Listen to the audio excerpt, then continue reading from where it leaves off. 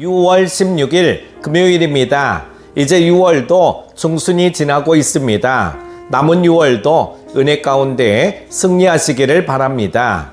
오늘 함께 묵상할 말씀은요, 예레미야가 5장 1절에서 14절입니다. 여호와여, 우리가 당한 것을 기억하시고 우리가 받은 치욕을 살펴보옵소서. 우리의 기업이 외인들에게, 우리의 집들도 이방인들에게 돌아갔나이다.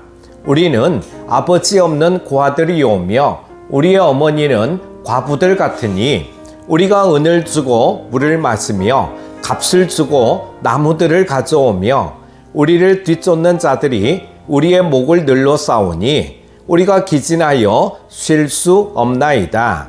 우리가 애굽 사람과 아수르 사람과 악수하고 양식을 얻어 배불리고자 하였나이다.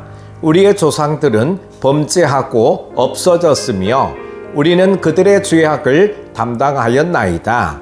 종들이 우리를 지배하며 그들의 손에서 건져낼 자가 없나이다.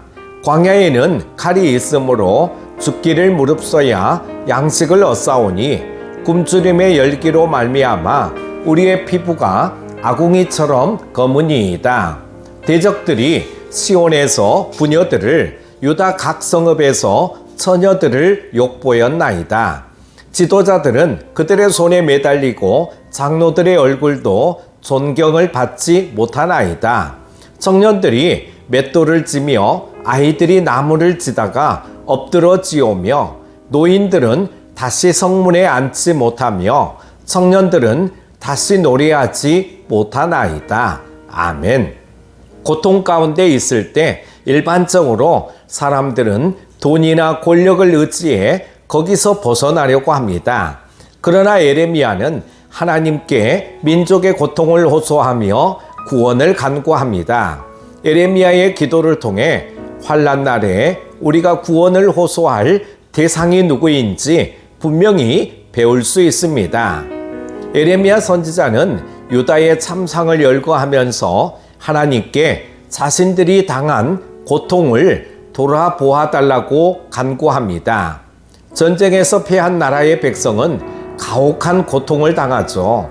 그들의 생명과 재산을 지켜줄 나라가 주권을 빼앗긴 상태이므로 백성은 모든 것을 유린당합니다.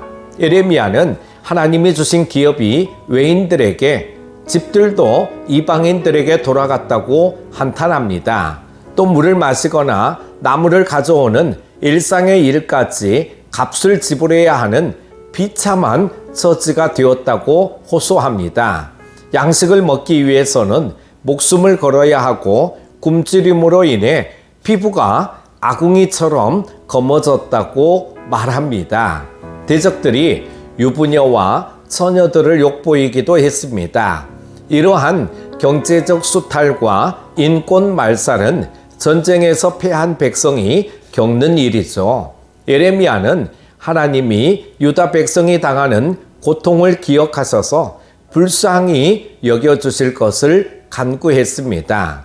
우리들도 예레미야가 그랬던 것처럼 죄로 인해 하나님께 심판받을 때에도 포기하지 말고 하나님께 나아가 겸손히 자비와 구원을 간구해야 합니다. 예레미야는 유다 백성이 그와 같은 고통을 당하는 이유가 조상들이 하나님 앞에 범죄하고 그들의 죄악을 담당한 결과임을 진술합니다. 물론 조상들에게만 죄가 있고 자신들은 죄가 없다는 뜻은 아닙니다. 그러나 하나님의 진노가 이스라엘의 조상으로부터 오랫동안 쌓여온 죄에 대한 징벌임은 분명합니다. 요시야 왕이 신앙개혁을 하며 회개했지만 하나님은 그의 아버지 므낫세가 지은 악한 죄로 인해 유다에 대한 심판을 멈추지 않으셨습니다. 다니엘은 금식하면서 조상으로부터 자기 세대에 이르기까지 이스라엘 민족이 하나님 앞에 범한 모든 죄를 마치 자신이 혼자 지은 죄처럼 애통해하며 회개했습니다.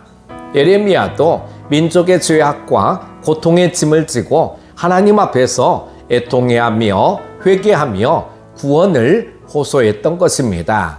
우리들은 자신이 속한 가정과 교회와 나라와 민족, 나아가 인류의 죄를 회개하며 하나님께 구원을 간구해야 합니다.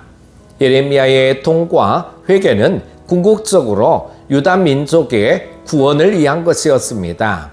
어리석은 자들은 현실의 고통을 스스로 해결해 보겠다고 아수르와 애굽을 의지했습니다.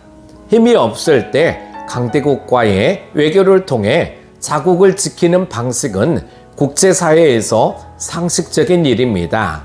그러나 예레미야는 하나님의 징벌 앞에 어떠한 노력과 시도도 무의미함을 잘 알고 있었습니다. 유다 백성을 고통 중에서 구하실 이는 오직 여호와 하나님밖에 없음을 알았기에 애통함으로 간구했던 것입니다.